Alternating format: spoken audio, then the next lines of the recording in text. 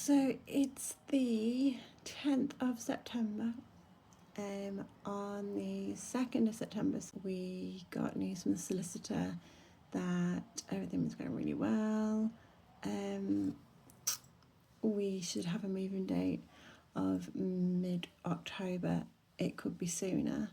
She had some questions with our sellers regarding the septic tank. And we looked at those forms that they sent over. The curtains were included, or the fridge or whatever. And they put there was planning permission on the field directly behind ours, which is also the fishery. And it didn't come up in our searches that we did, and it didn't come up in the solicitor's searches. I don't know why. Dan says something to do with it hasn't got a postcode, but I would have thought the solicitors could have done a better one than we did, but whatever. Anyway, so we've had a look, and the planning permission was for caravan bits. So for touring caravans on there, I think there was a pitch for like 9 touring caravans, 4 tent pitches, and 2 like pods that were going to be there. Anyway, so then I went onto the Facebook page to see if they'd started anything, because this planning permission was granted in 2021. So if they hadn't started anything by now, it's null and void. It's not there anymore. So I went on the Facebook page to have a look to see if they've got any updates, and the update that I came across was that it was sold in June. We've then spoke to the person who was running the fishery, and he was like, they're not interested in the fishery, they just want the land. That's what he's been told by the person selling it.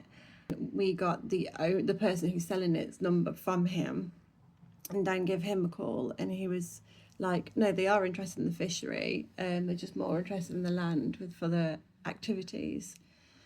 There's rumours from the guy who runs it that it could be to travellers. And then we had a look on the Shropshire government thingy, and around the area there is quite a lot of planning permission granted to travellers to a site for them. Shropshire Council are very like, yeah, let's give planning permission to travellers. Do what you want, but I don't want it behind my house, you know. So then we've been stressing that it's going to be a traveller site.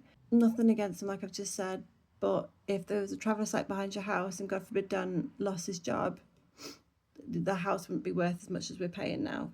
So our next step is we are going to go and view the land at our house again on Thursday, just to see how private it is, because whoever's buying it is obviously going to have plans to do something, and it's already had planning permission granted once. I told you there was another explosion coming.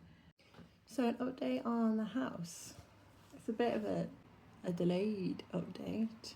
Field behind our field emailed the farm shop that's behind it to see if they had any insights of who is it being sold to, and they didn't have any. They did say that they offered to buy the land off the current owner, and he bought it in 2018 for 160, and he said you can buy it off me for 395,000. So obviously they turned it down. They don't know anything else. I rang the owner of the land because Dan spoke to him, but he gives me the short version, and I don't know how this bloke is speaking. Dan is very to the point. So I got Billy Big Bollocks, and I rang him, and I was just like, hi, you spoke to my husband last week. Are you selling to travellers? I was like, there's nothing wrong with it. I just would like to know. I won't say anything to anyone. And there's no problem. I just want to know if you sold to travellers. And he was like, what? And I was like, have you sold to travellers, please? And he was like, no, as far as I'm aware, they're not travellers. They've just come from a smaller fishery. So I was like, okay, thank you, goodbye. Sorry for bothering you again. Bye. So he's blocked my number 100%. So we went on last Thursday, to go view the house again. Well, the land. They said we weren't going in the house, it was just the land, which is fine, because we just wanted to see the bushes at the back of our field that goes onto the field, see how high they actually were, because we only saw it for 10 minutes maybe, and then that's the only time we've ever seen it. So we weren't really paying attention. So we went back, and it was the owner's mum who owned it before they did. That makes sense. Showing us around. So we went in. She was such a lovely lady.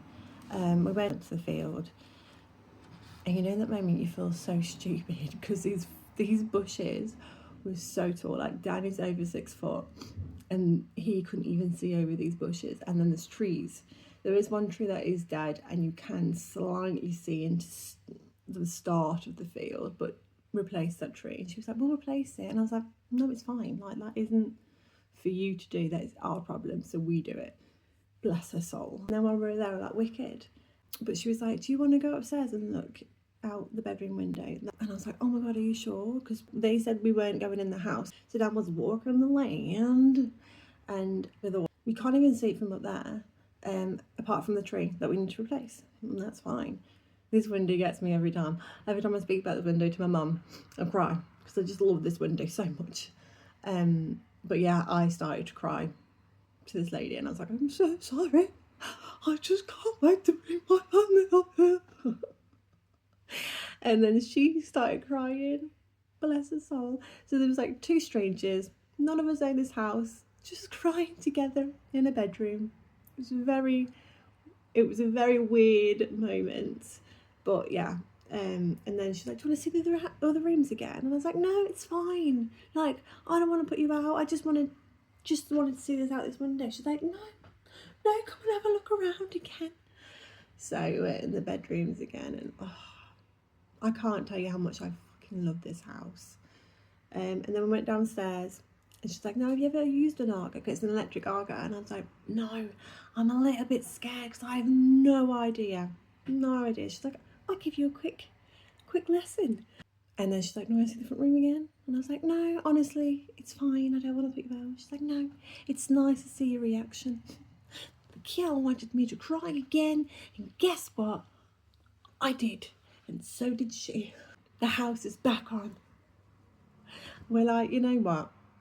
We went in it with very closed mind, and we were like, the field's never going to get built on. And in reality, like, if you've got a field around you, someone owns that field and someone's going to sell it at some point. And then we got a random email from the estate agent on Tuesday. It was from our solicitor saying that they've got the inquiries back and they should be looking into it. So we might have an exchange date soon. So it's the 24th of September, and I have no house update. This update is about how solicitors suck ass. Our solicitor emailed our seller's solicitor on the 22nd of August. On the 12th of September, our seller's solicitor emailed our solicitor back to that email. And the answers our seller's solicitor gave was answered that I could have done for them. There was like 7 or 8 points, and it was like the least amount of information that could have been put in an email was put in that email. But it took them from the 22nd of August to the 12th of September. I can't do maths, but I feel like that's a fucking long time. And then so my solicitors received the email on the 12th of September, and on the 22nd of September, my solicitor emailed back saying, can I have some more information? Why is it taking that long? Why is it taking 10 days? Also, my solicitor is now on holiday for 2 weeks. And on her email, it says, this inbox won't be monitored. If it's urgent, email this person who's like a legal receptionist.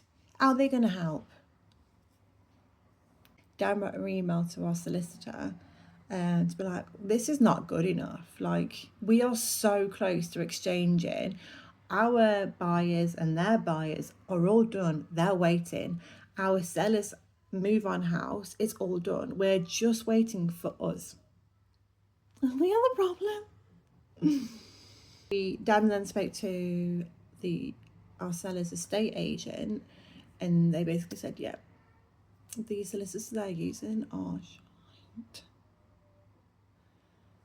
So hopefully she can give a push on her sellers to give like information. We got an email saying that actually they have 14 days to reply to an email. It's the law. Doesn't mean that you should. If you have a load of stuff to process, then yeah, sure. But the email that took you 10 days to answer to, there was no information on there. I'm not a lawyer, and I know that. And I am running out of things to pack. Peace out.